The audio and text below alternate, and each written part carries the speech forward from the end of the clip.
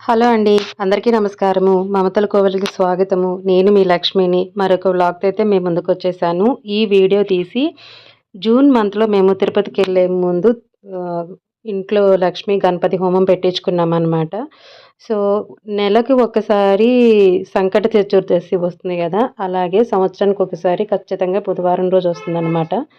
So, మేమేంటంటే 2, 3 years నుంచి అనుకుంటున్నాము ఇంట్లో పెట్టించుకోవాలి గణపతి హోమము అని. కానీ ఎప్పటికప్పుడు అది పోస్ట్‌పోన్ అవుతూనే వచ్చిందనమాట. ఈసారి ఏంటంటే అనుకోకుండా పెట్టుకోవాలి అని అనుకున్నాము.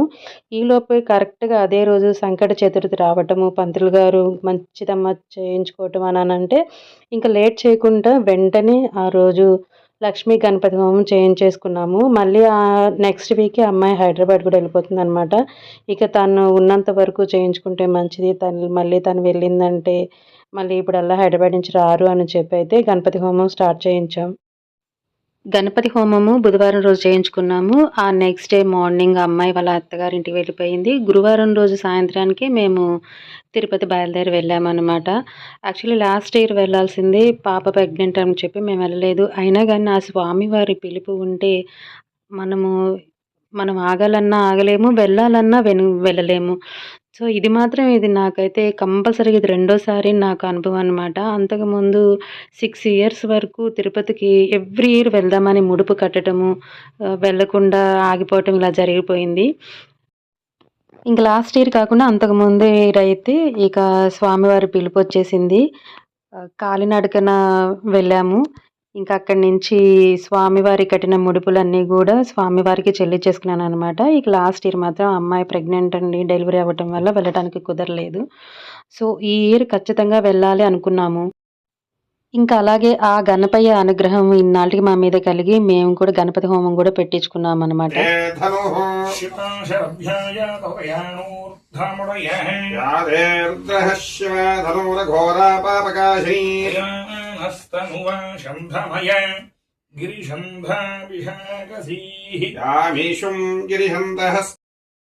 లక్ష్మీ గణపతి హోమానికి సంబంధించినవి అన్నీ పూజారి గారే తీసుకొచ్చుకున్నారు. వాళ్ళు ముందు మొత్తం మేము తీసుకొస్తామమ్మా, మీరు తీసుకొచ్చుకున్నా పర్వాలేదని చెప్పి అన్నారు.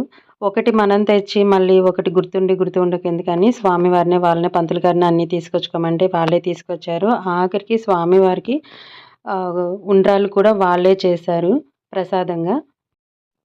మమ్మల్నయితే ఆ రోజు సంకట చతుర్థి రోజు సూర్యోదయానికి ముందే అంటే మనం కార్తీక మాసంలో ఎలా అయితే పూజ చేసుకుంటామో, అలాగే మనం సూర్యోదయానికి ముందే మా ముగ్గురిని స్నానం చేసి ఉపవాసం ఉండమన్నారు. అంటే పాలు కానీ, ఇలా ఫ్రూట్స్ ఏవన్నా తీసుకోమన్నారు. మేమైతే ఒకసారి ఏమో టీ తాగాము. ఇంకంతే ఇంకేం తీసుకోలేదు. మా బాబయితే అసలు వాటర్ కూడా తీసుకోలేదు. అలాగే ఈవినింగ్ పూజ అయిపోయే వరకు ఉన్నారనమాట. అంటే ఈ పూజ అనేది మధ్యాహ్నం 3 గంటల టైంలో చేస్తే చాలా మంచిదమ్మా అని చెప్పారు ప్రదోష కాలంలో. సో, వాళ్ళు ఆ టయాన చేస్తే మంచిదన్నారు. అలాగేనండి అని అన్నాము. సో, మేము ఆ టయానికి ఇంట్లో కావాల్సినన్ని మేము చేసుకున్నాము. ఇసుక, ఇటుక అవన్నీ కొత్తవి తీసుకురమ్మని వాళ్ళే చెప్పారు. పంతులు గారు హోమం అంతా రెడీ చేసిన తర్వాత నా చేతే ముగ్గు వేయమని చెప్పారనమాట.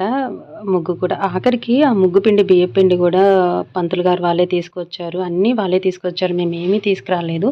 ఇటుక, ఇసుక ఒక్కటే మమ్మల్ని తీసుకురమ్మన్నారు. అవి ఒక్కటే మేము తీసుకొచ్చి పెట్టాము. అవన్నీ ఇంకా వాళ్ళు వచ్చిన తర్వాత పంతులు గారు ఇద్దరొచ్చారనమాట. వాళ్ళిద్దరూ ఆహ్, మంత్రాలు చదువుతుంటే అక్కడ పూజలో కూర్చొని అసలు చెప్పకూడదు కానీ అసల ఇల్లంతా ఒకలాగా అనిపిచ్చి అంటే దేవాలయంలో ఉన్న ఫీలింగ్ వచ్చేసిందనమాట. ఇక ఒళ్ళంతా గూస్ బంప్స్ అనమాట. అట్లా అనిపిచ్చింది. పూజ అయితే చాలా బాగా చేశారు.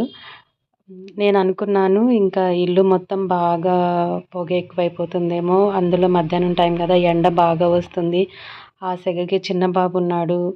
ఇంట్లో ఎలా ఉంటుందేమో అనుకున్నాను గానీ, నిజంగా గణపయ్య మహిమ ఏమో గాని, ఆ రోజు వాతావరణం ఒక్కసారిగా మొత్తం మారిపోయింది. మధ్యాహ్నం 12, 1 ఆ టైం నుంచి క్లైమేట్ అంతా చల్లగా అయిపోయి మబ్బు పట్టేసిందనమాట. అంటే వర్షం వచ్చే ముందు ఎలాగైతే వాతావరణం ఉంటదో అలాగా అయ్యి చల్లటి గాలి రావటం స్టార్ట్ చేసింది.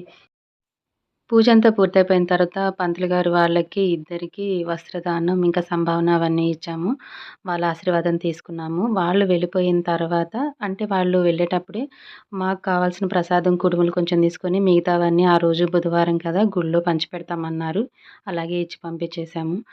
ఏదేమైనా కూడా దేవుడికి సంబంధించినవి మనం చెయ్యాలని అనుకుంటే అవి జరగవండి. ఆ స్వామివారి అనుగ్రహం ఉండి జరగాలి అనుకుంటేనే జరుగుతుందని మరొకసారి నాకైతే చాలా సంతోషంగా అనిపించింది. గణపతి హోమం చేయించుకోవటం, ఆ మరుసటి రోజు తిరుపతికి వెళ్ళటం, తిరుపతికి వెళ్ళిన తర్వాత 3 గంటల్లోనే మాకు దర్శనం కూడా జరిగిపోయిందనమాట. సో ఇదేనండి ఈరోజు నా వీడియో. వీడియో కనుక నచ్చినట్టయితే లైక్ చేయండి, షేర్ చేయండి, సబ్స్క్రైబ్ చేయండి.